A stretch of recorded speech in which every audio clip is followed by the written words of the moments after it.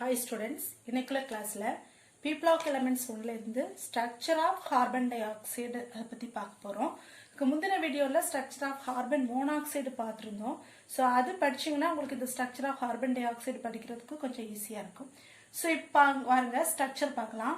அப்போ carbon di oxide இருக்குன்னா ஒரு கார்பனும் ரெண்டு ஆக்சிஜன் இருக்கு. சோ என்ன பண்ணோம் அப்படின்னா நமக்கு தெரியும் கார்பனோட அட்டாமிக் நம்பர் 6 இல்லையா? அப்ப இதோட வேலன்ஸ் எலக்ட்ரான் எவ்வளவு வரும்? அதாவது 1s2 2s2 2p2. சோ அவுட்டர்ல இருக்கக்கூடிய electrons number of electrons 4. So கார்பனோட வேலன்ஸ் எவ்வளவுன்னு சொல்றோம்? 4ன்னு சொல்றோம். அதே மாதிரி ஆக்சிஜன் பார்த்தோம் அப்படின்னா ஆக்சிஜனோட அட்டாமிக் நம்பர் 8. இதோட கான்ஃபிகரேஷன் போட்டோம் அப்படின்னா 1s2 2s2 2p4. அப்ப S2 அதாவது அவுட்டர்ல இருக்கக்கூடிய எலக்ட்ரான்ஸ் எவ்வளவு? 6.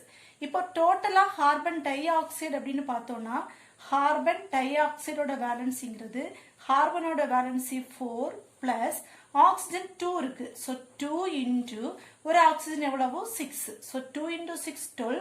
12 பிளஸ் 4 16 ஆக்சிஜன். சாரி 16 எலக்ட்ரான் தான் என்னது? 16ங்கிறது என்னது? கார்பன் டை ஆக்சைடோட வேலன்ஸ் எலக்ட்ரான் அப்படின்னு சொல்றோம். சோ இந்த கார்பன் டை ஆக்சைடோட நம்ம ஒரு ஜெனரலா இதுக்கு ஒரு ஸ்ட்ரக்சர் போட்டோம் அப்படின்னா ஒரு கார்பன் ரெண்டு ஆக்சிஜன் இருக்குல்ல, இப்போ ஒரு கார்பன் போட்டு இந்த பக்கத்துல ஒரு ஆக்சிஜன் இந்த பக்கத்துல ஒரு ஆக்சிஜன். சோ இது என்ன சொல்லியிருக்காங்கன்னா இது சிக்மா பாண்ட். சிக்மா பாண்ட்னா தெரியும், மியூச்சுவலா ஷேர் பண்ணி ஃபார்ம் பண்ணக்கூடிய பாண்ட் தான் நம்ம என்ன சொல்றோம்? சிக்மா பாண்ட், லோக்கலைஸ்டு பாண்ட் அப்படின்னு சொல்றோம். இன்னும் என்ன அதாவது இது எப்பவுமே எப்படி இருக்கும்னா இங்க ஒரு டபுள் பாண்ட் இங்க ஒரு டபுள் பாண்ட் ஃபார்ம் ஆகுது. இப்ப கார்பன் இந்த பக்கத்துல ஒரு டபுள் பாண்டுவோ இந்த பக்கத்துல ஒரு டபுள் பாண்டுவோ. இப்ப என்ன பண்ணணும்னா எலக்ட்ரான்ஸ் இதுக்கு கொடுக்கணும். இப்போ ஒரு பாண்ட்னா ரெண்டு எலக்ட்ரான்ஸ் இருக்குன்னு நமக்கு தெரியும். சோ டோட்டல் 2 4 6 8 எலக்ட்ரான்ஸ் போயிடுச்சு இல்லையா? 14 எலக்ட்ரான்ஸ்ல 8 எலக்ட்ரான்ஸ் போயிடுச்சு அப்படின்னா திரும்ப எவ்வளவு எலக்ட்ரான்ஸ் இருக்கு? ஒரு 8 எலக்ட்ரான்ஸ் தான் இருக்கு. சோ இந்த 8 எலக்ட்ரான்ஸை ரெண்டு ஆக்சிஜனுக்கும் ஃபர்ஸ்ட் ஆக்டெட் கான்ஃபிகரேஷன் இல்லைன்னா ஆக்டெட் ரூல் சாட்டிஸ்ஃபை பண்றதுக்கு நம்ம எலக்ட்ரான்ஸை டொனேட் பண்ணலாம். அப்ப 8 எலக்ட்ரான்ஸ் இருக்குன்னா ஃபர்ஸ்ட் இந்த ஆக்சிஜனுக்கு 2 எலக்ட்ரான்ஸ் 4 எலக்ட்ரான்ஸ் கொடுத்துட்டோம். அதே மாதிரி இந்த பக்கத்துல ஆக்சிஜனுக்கு என்ன கொடுத்துட்டோம்? 4 எலக்ட்ரான்ஸ் கொடுத்துட்டோம்.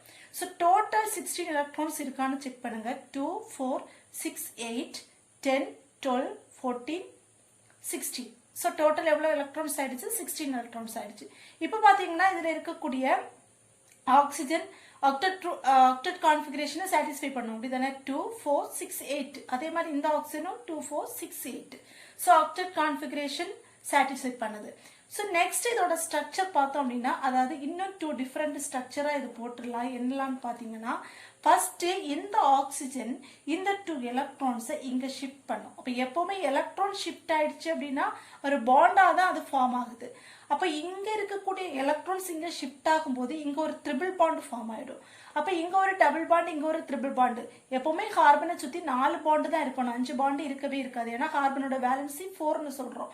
சோ அதனால என்ன ஆகுதுன்னா இங்க இருக்கக்கூடிய பாண்டு இந்த பாண்டை பிரேக் பண்ணி அந்த எலக்ட்ரான்ஸ் ஆக்சிஜனுக்கு கொடுக்குது.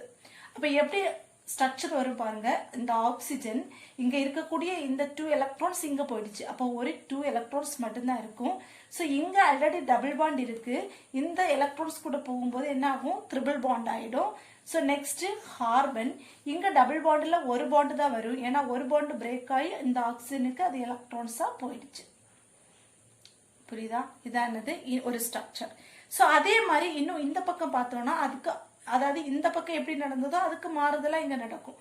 அதாவது இந்த கார்பன் எடுக்கிறோம் அப்படின்னா இந்த ஆக்சிஜன் ஃபர்ஸ்ட் என்ன பண்ணுதுன்னா இந்த ஆக்சிஜன் 2 எலக்ட்ரான்ஸை இந்த பக்கம் ஷேர் பண்ணுது.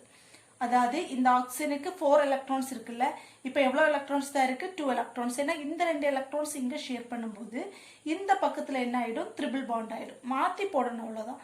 ஃபர்ஸ்ட் இந்த ஆக்சிஜன் கார்பனுக்கு ட்ரிபிள் பாண்ட் போட்டோம்ல, சோ நெக்ஸ்ட் இங்க வரும்போது இந்த கார்பனுக்கும் ஆக்சிஜனுக்கும் ட்ரிபிள் பாண்ட் வர்ற மாதிரி போட்டுக்கோங்க.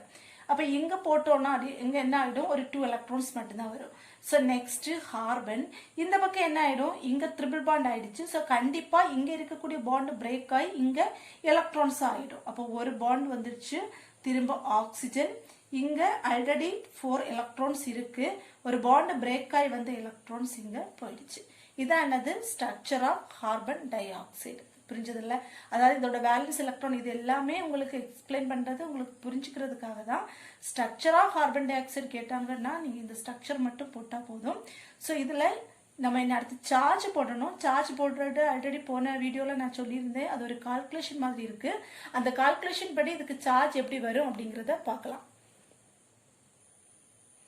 நான் இதுக்கு சார்ஜ் எப்படி போடுறதுன்னு பார்த்துடலாம். இப்போ ஃபர்ஸ்ட் ஆக்சிஜன் எடுத்துடலாம் இல்லையா? நான் போன வீடியோல ஒரு கால்குலேஷன் சொல்லியிருந்தேன். அதாவது எப்படின்னா ஃபர்ஸ்ட் ஆக்சிஜனோட வேலன்ஸ் எலக்ட்ரான் எவ்வளோ அப்படின்னு பார்க்கணும். இந்த ஆக்சிஜனோட வேலன்ஸ் எலக்ட்ரான் நமக்கு தெரியும் 6.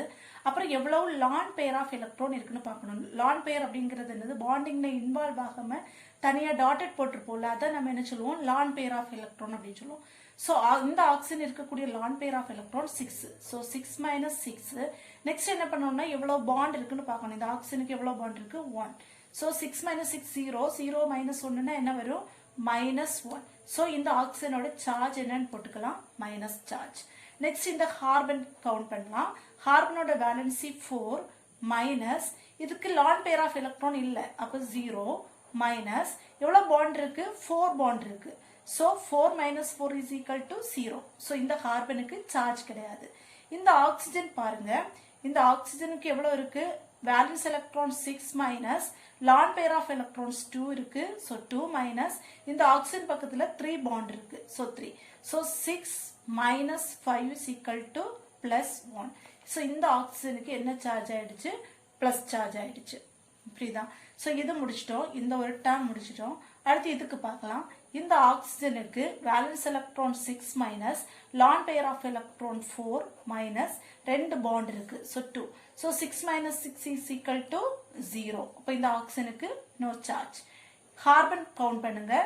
Number of valence electron 4, no lone pair of electron, so 0 minus bond 4. So 4 minus 4 is equal to 0. So no charge. Next oxygen பாருங்க, valency 6, lone pair of electrons 4 minus 2 bond. So 6 minus 6 is equal to 0. So இதுக்கு எதுக்குமே என்ன கிடையாது? Charge கிடையாது. So லாஸ்ட்ல இந்த oxygen பார்க்கலாம்.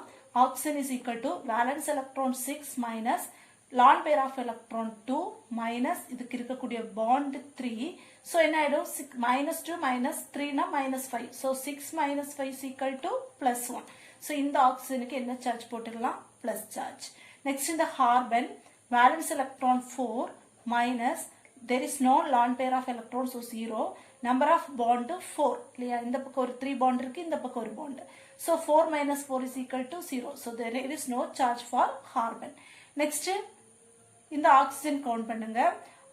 Valence electron 6 minus lone pair of electron 2 4 6. So 6 minus எவ்வளவு பாண்ட் இருக்கு? ஒரு பாண்ட் இருக்கு. So 6 minus 6 is equal to 0. 0 minus 1 is equal to -1. So இந்த ஆக்சிஜனுக்கு என்ன சார்ஜ்? Minus charge. So இந்த கால்குலேஷன்ல தான் இந்த ஸ்ட்ரக்சர்ல வரக்கூடிய ஒவ்வொரு ஆட்டத்தோட சார்ஜ் கண்டுபிடிக்கிறது. So இதான் வந்துட்டு என்னது? Structure of carbon dioxide. இப்போ ஸ்ட்ரக்சர் கார்பன் டை ஆக்சைடோட ஸ்ட்ரக்சர் கேட்டாங்கன்னா இது மட்டும் எழுதினா போதும். இது எப்படி சார்ஜ் போடுறாங்க, எப்படி அந்த பாண்டட் எப்படி ஃபார்ம் ஆகுதுங்கிற எக்ஸ்பிளனேஷன் தான் இது நான் கொடுத்துருக்கேன். ஸோ அதை அண்டர்ஸ்டாண்ட் பண்ணிட்டு ஸ்ட்ரக்சர் போட்டிங்கன்னா உங்களுக்கு ஈஸியாக போடலாம். ஸோ இது ரொம்ப முக்கியமான ஒரு கொஸ்டின், எல்லாருக்கும் புரிஞ்சிருக்கும்னு நினைக்கிறேன். தேங்க்யூ.